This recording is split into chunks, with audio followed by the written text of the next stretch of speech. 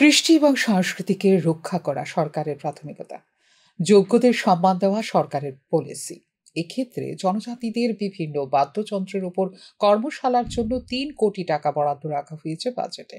এছাড়া সংস্কৃতির বিকাশে মৌ স্বাক্ষর করা হয়েছে উত্তরপ্রদেশ সরকারের সাথে। শনিবার বিপুল কান্তি সাহা চারু ও কারুকলা উৎসবের আনুষ্ঠানিক উদ্বোধন করতে গিয়ে এই কথা জানিয়েছেন মুখ্যমন্ত্রী ডাক্তার মানিক সাহা। বাজেটও আমরা সংস্কৃতিকে যাতে ধরে রাখা যায়, সংরক্ষণ রাখা যায়।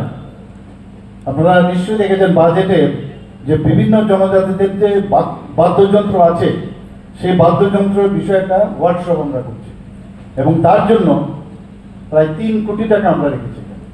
আমরা অনেকে জানি না, ঠাঙ্গাটা আলম সম্পর্কে আপনারা সবাই জানেন, যিনি পদ্মশ্রী পেয়েছেন। যখন পেল তখন আমরা জানলাম যে এইরকম উনি একটা যন্ত্র ব্যবহার করেন ইত্যাদি। তো আমি আশা করি যে আমরা কোনো অবস্থায় তাদেরকে হারিয়ে যেতে দেব না। এই ধরনের সংস্কৃতির পরিবেশে ওনাদেরকে আমি ধরে রাখতে চাই। এখানে কিছুদিন আগে আমরা উত্তরপ্রদেশ সরকারের সাথে একটা মৌ চুক্তি আমরা স্বাক্ষর করেছি, যাতে এই যে সাংস্কৃতিক আদান প্রদান করা যায় এক প্রদেশ থেকে আরেক প্রদেশ, সেটা যাতে আরো বেটার হয়, তার জন্য আমরা এই ধরনের একটা মৌ আমরা করছি। এ সরকারের আমলে এখনো পর্যন্ত প্রায় 10,000 শিল্পীকে আর্থিকভাবে সহায়তা করা হয়েছে।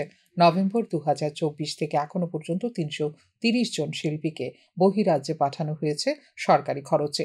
এছাড়া সংস্কৃতিকে বাঁচিয়ে রাখতে কীর্তনের মতো অনুষ্ঠানগুলির প্রচার প্রসারের নির্দেশ দেওয়া হয়েছে তথ্য সংস্কৃতি দপ্তরকে বলেও এদিন জানিয়েছেন মুখ্যমন্ত্রী। গত 1 বছরে যেসব সাংস্কৃতিক অনুষ্ঠান হয়েছে তাতে করে প্রায় 10,000-এর উপরে শিল্পীরা এর সাথে যুক্ত হয়েছে।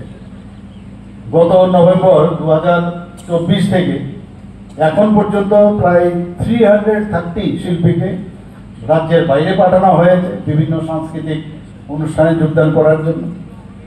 আপনারা শুনে খুশি হবেন, এখানে আমার পূর্ববর্তী বক্তা এখানে বলার চেষ্টা করেছেন যে আমিও বলেছি বারবার যে আমাদের যাতে আগে আমরা দেখতাম যাত্রা, পুতুল নাচ ইত্যাদি, এগুলো কিন্তু হারিয়ে যাওয়ার পথে এখন। তো সেইগুলো যাতে কীর্তনও একটা অনুষ্ঠানে গিয়েছিলাম, আমি বললাম কীর্তন অনুষ্ঠান আপনারা এটাকেও আইসিএ ডিপার্টমেন্টের মাধ্যমে সেটাকেও একটা অনুষ্ঠান করুন। আমরা কোনো অবস্থায় এই সংস্কৃতিকে আমরা প্রথমবারের মতো বিপুল কান্তি সাহা চারু ও কারুকলা উৎসব 2025 অনুষ্ঠিত হচ্ছে আগরতলায়। লিচু বাগানের সরকারি শিল্প ও কারুশিল্প কলেজে অনুষ্ঠিত হচ্ছে এই উৎসব। রাজ্যের তথ্য সংস্কৃতি দপ্তর কর্তৃক আয়োজিত এই উৎসব চলবে 7 এপ্রিল পর্যন্ত। এই অনুষ্ঠানে অংশ নেবেন ললিত কলা একাডেমি, আগরতলা কেন্দ্র, সরকারি শিল্প ও কারুশিল্প কলেজ এবং ত্রিপুরা বিশ্ববিদ্যালয়ের ভিজুয়াল আর্টস বিভাগের শিল্পীরা।